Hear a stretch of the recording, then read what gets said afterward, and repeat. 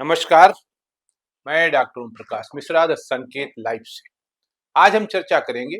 उससे पहले सवाल करेंगे कि संविधान की प्रस्तावना से समाजवादी और धर्मनिरपेक्ष शब्दों को क्यों हटा देना चाहिए। ये सवाल हम इसलिए कर रहे हैं क्योंकि राष्ट्रीय स्वयंसेवक संघ के महासचिव दत्तात्रेय होसबोले ने बृहस्पतिवार को इसकी बाकायदा मांग की है। और एक बात, इस आपातकाल के दौरान भारत के संविधान के प्रस्तावना में प्रियम्बल में 2 शब्द जोड़े गए हैं। राय साहब, आप इस विषय के बारे में कभी बोलेंगे या लिखे तो मुझे मालूम नहीं है, देखता हूं। 2 शब्द जोड़े हैं। हम सब लोगों को मालूम है सेक्युलरिज्म और सोशलिज्म के, वो प्रस्तावना में नहीं थे, पहले प्रियम्बल में नहीं थे। उन 2 शब्दों को जोड़ा है। प्रियम्बल शाश्वत रूप से है। क्या सोशलिज्म के विचार आइडियोलॉजी के नाते क्या शाश्वत है भारत के लिए? सेक्युलरिज्म का शब्द भारत संविधान में नहीं था, प्रस्तावना में जोड़ा है। विचार में होंगे सेक्युलरिज्म के, बाकी गवर्नमेंट पॉलिसीज में है, स्टेट पॉलिसी में है, वो अलग बात है। तो इन 2 शब्दों को प्रस्तावना में जोड़ा। बाद में इसको निकालने के प्रयत्न हुआ नहीं है। चर्चा हुई, दोनों प्रकार के आर्गुमेंट्स हुए, तो क्या वो रहनी चाहिए प्रस्तावना में? ये विचार होना चाहिए, क्योंकि मैं जानता हूं संविधान के निर्माता डॉक्टर बाबा साहेब अम्बेडकर जी के नाम जिस भवन पर है, उसमें मैं खड़े होकर बता रहा हूं, ये बाबा साहेब अम्बेडकर ने जो संविधान बनाया था उस के प्रस्तावना में ये 2 शब्द नहीं थे।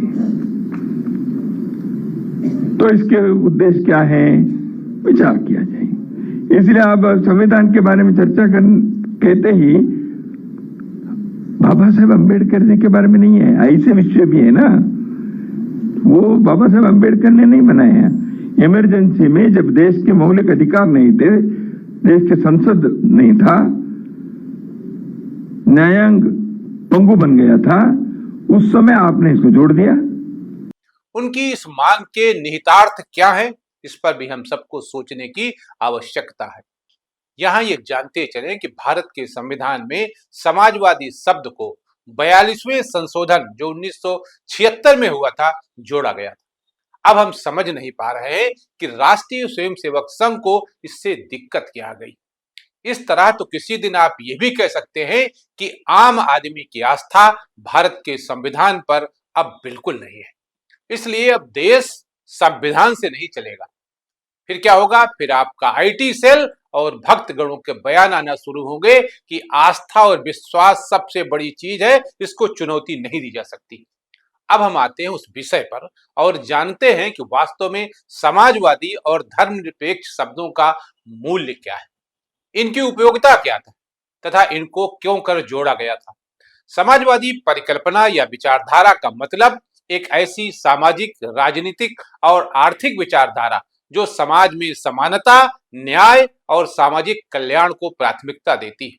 इसका उद्देश्य ये होता है कि समाज के हर व्यक्ति को समान अवसर, सामाजिक सुरक्षा और आर्थिक संसाधनों में हिस्सेदारी मिले। अगर इसके प्रमुख तत्वों का जिक्र करें तो उसमें आर्थिक समानता, सार्वजनिक स्वामित्व, सामाजिक न्याय, लोकतांत्रिक नियंत्रण तथा शोषण विहीन समाज। अब मैं समझ नहीं पा रहा हूं इसमें गलत क्या है जिसके चलते इसको हटाया जाना चाहिए। आखिर संघ की परिकल्पना किस तरह के समाज की है, इसे भी तो स्पष्ट किया जाना चाहिए। इस पर भी तो बहस होनी चाहिए कि संघ किस तरह का समाज चाहता है। खाली ये कह देने मात्र से काम नहीं चलने वाला कि समाजवाद और धर्मनिरपेक्ष जैसे शब्दों को संविधान से हटाया जाना चाहिए। समाजवाद का अर्थ शायद यह है कि भारत एक ऐसा राज्य है जो सभी नागरिकों को सामाजिक और आर्थिक समानता देने के लिए प्रतिबद्ध है, संसाधनों का समान वितरण करता है और आम आदमी के जीवन स्तर को ऊपर उठाने के लिए काम करता है। अब हम आते हैं धर्मनिरपेक्ष शब्द के बारे में, क्योंकि संघ को इस शब्द से भी आपत्ति है, जबकि धर्मनिरपेक्ष शब्द का तात्पर्य है ऐसा सिद्धांत या ऐसी व्यवस्था जिसमें सरकार का कोई विशेष धर्म नहीं होता और वो सभी धर्मों के प्रति समान दृष्टिकोण रखता है। सभी धर्मों का सम्मान किया जाता है। इसके अलावा कोई भी नागरिक अपने धर्म को मानने, पालन करने या प्रचार करने के लिए स्वतंत्र होता है। हम सब लोग ये बात भली भांति जानते हैं कि भारत एक धर्मनिरपेक्ष राष्ट्र है। इसका अर्थ यह है कि सरकार किसी एक धर्म को न तो बढ़ावा देती है और न ही किसी धर्म के खिलाफ भेदभाव करती है। सभी नागरिकों को संविधान के अनुच्छेद 25 से 28 तक के अंतर्गत धार्मिक स्वतंत्रता का अधिकार है। इसको अगर आम आदमी की भाषा में समझने की कोशिश करें तो यह है कि यदि एक स्कूल में हिंदू, मुस्लिम, सिख और ईसाई बच्चे पढ़ते हैं तो स्कूल सभी के त्योहारों का बराबर सम्मान करेगा, न किसी धर्म को प्राथमिकता देता है। अब अगर संविधान से धर्मनिरपेक्ष शब्द हटा दिया जाए, जैसा कि होसबोले जी चाहते हैं, तो कृपया वे स्पष्ट करें कि उन्हें किस तरह का समाज चाहिए। वो समाज जहां रानी के गर्भ से ही रानी का जन्म होगा, या वो समाज जहां दासी के गर्भ से भी जन्म लेने वाला व्यक्ति देश का राजा हो सकेगा, यानी भारत का प्रधानमंत्री हो सकता है, राष्ट्रपति हो सकता है, जैसा कि आज है। संघ के महासचिव दत्तात्रेय होसबोले जी ने बर के छत्ते पर पत्थर तो फेंक दिया है। अब देखना यह है कि यह बहस कहां जाकर विराम लेगी। आज के लिए इतना ही। नमस्कार।